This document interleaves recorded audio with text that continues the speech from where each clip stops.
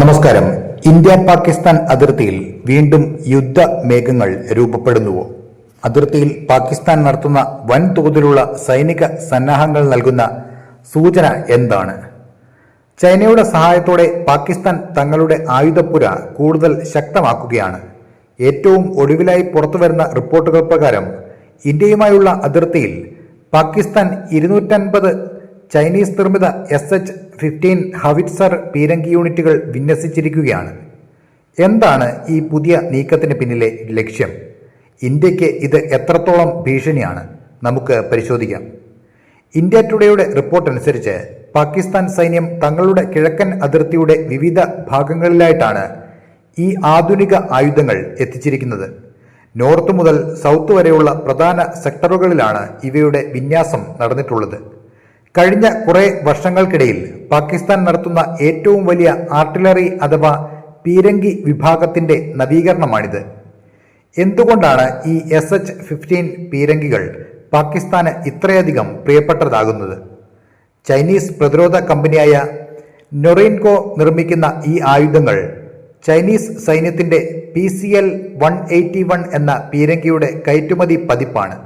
അതായത് വളരെ വേഗത്തിൽ നീങ്ങാൻ കഴിയുന്ന ട്രക്ക് മൗണ്ടഡ് സെൽഫ് പ്രൊപ്പൽഡ് പീരങ്കികളാണിവ. ഷാൻസി കവചിത ട്രക്ക് ഷാസിയിൽ ഘടിപ്പിച്ചിരിക്കുന്ന ഈ സംവിധാനത്തിന് മണിക്കൂറിൽ 90 കിലോമീറ്റർ വേഗതയിൽ റോഡിലൂടെ സഞ്ചരിക്കാൻ സാധിക്കും.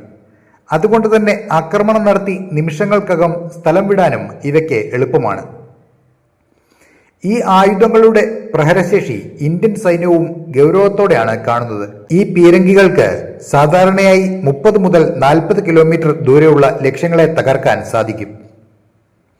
എന്നാൽ റോക്കറ്റ് സഹായത്തോടെ പ്രവർത്തിക്കുന്ന V-LAB പ്രൊജക്ടൈലുകൾ ഉപയോഗിക്കുമ്പോൾ ഇവയുടെ ദൂരപരിധി 53 മുതൽ 72 കിലോമീറ്റർ വരെയായി ഉയരുകയും ചെയ്യുന്നുണ്ട്. അതായത് അതിർത്തിക്ക് അപ്പുറത്തുനിന്ന് പോലും ഇന്ത്യൻ പ്രദേശങ്ങളിലേക്ക് കൃത്യമായ ഷെല്ലാക്രമണം നടത്താൻ പാകിസ്ഥാന് ഇതിലൂടെ സാധിക്കും. മാത്രമല്ല മിനിറ്റിൽ 6 റൗണ്ട് വരെ വെടിയുതിർക്കാൻ കഴിയുന്ന ഓട്ടോമാറ്റിക് ഫയർ കൺട്രോൾ സിസ്റ്റവും ഇതിലുണ്ട്. കഴിഞ്ഞ വർഷം മെയ് മാസത്തിൽ ഇന്ത്യ നടത്തിയ ഓപ്പറേഷൻ സിന്ദൂർ എന്ന ഭീകരവാദ വിരുദ്ധ ആക്രമണത്തിന് ശേഷമാണ് പാകിസ്ഥാൻ ഇത്തരത്തിലുള്ള കനത്ത ആയുധ ശേഖരണത്തിന് മുതിർന്നതെന്നും ശ്രദ്ധേയമാണ്. നിയന്ത്രണ രേഖയ്ക്ക് അപ്പുറമുള്ള ഭീകരവാദ ക്യാമ്പുകൾ ഇന്ത്യ തകർത്തതിന് മറുപടിയായാണ് പാകിസ്ഥാൻ തങ്ങളുടെ പ്രതിരോധശേഷി വർദ്ധിപ്പിക്കാൻ ശ്രമിക്കുന്നത്. ഈ ആയുധ ഇടപാട് പാകിസ്ഥാനും ചൈനയും തമ്മിലുള്ള ആഴത്തിലുള്ള പ്രതിരോധ ബന്ധത്തിന്റെ മറ്റൊരു തെളിവ് കൂടിയാണ്.